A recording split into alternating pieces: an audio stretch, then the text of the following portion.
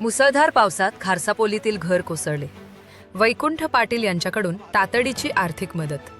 Pen तालुक्यात गेल्या 5 ते 6 दिवसांपासून सुरू असलेल्या मुसळधार पावसामुळे अनेक ठिकाणी पूर परिस्थिती निर्माण झाली आहे. या परिस्थितीत मंगळवारी 7 जुलै रोजी सायंकाळी सुमारे 5 वाजण्याच्या सुमारास खारसापोली येथील राजेश उमाजी म्हात्रे यांचे घर अचानक कोसळले.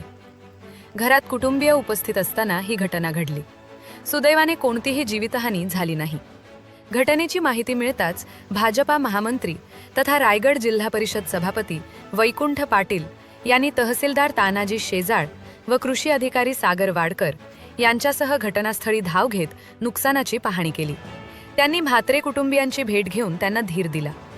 यावेळी सभापती वैकुंठ पाटील यांनी तातडीची मदत म्हणून स्वखर्चातून म्हात्रे कुटुंबाला 25,000 रुपयांचा धनादेश सुपूर्द केला.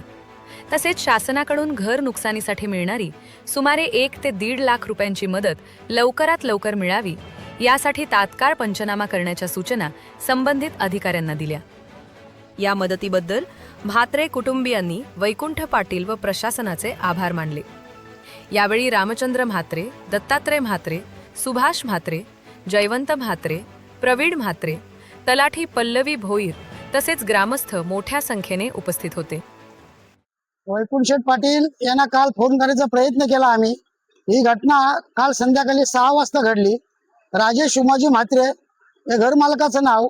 आणि ही घटना घडल्यानंतर एक आसरा म्हणून कोण देईल, तर प्रत्येकाच्या अख्ख्या गावातून प्रत्येक माणसाच्या तोंडात एकच शब्द होता की वैकुंठ दादाला फक्त फोन करा. फक्त जाण ठेवणारा एक व्यक्तिमत्व म्हणून वैकुंठ दादाच आहेत आणि ते धावून नक्कीच येतील. पण त्यांच्याशी कॉन्टॅक्ट होऊच शकला नाही. त्यांना सकाळी बातमी कळली, त्यावेळेला ते त्वरित इथे आले आणि प्रत्यक्ष त्यांनी पाहणी केली. आणि एक गरीब बिचारा मालक, घरमालक, आज त्याचा संसार पूर्णपणे वाऱ्यावर उद्ध्वस्त झालेला आहे. राहायचा कुठं आणि खायचं काय अशी परिस्थिती आली आहे. आणि याच परिस्थितीत वैकुंठ पाटील यांनी 25,000ची त्यांना मदत केली आहे. त्याबद्दल संपूर्ण गावातर्फे मी त्यांचं खरोखर अभिनंदन करीन. तसेच तहसीलदार साहेबांना पण विनंती करीन की या पुढ्यावर आलेल्या संसारासाठी त्यांनी सरकारमार्फत काहीतरी योजना आखून त्यांना त्वरित त्यांना काहीतरी उपाययोजना करावी आणि त्यांना काहीतरी मिळवून द्यावं राहण्यासाठी, खाण्यासाठी.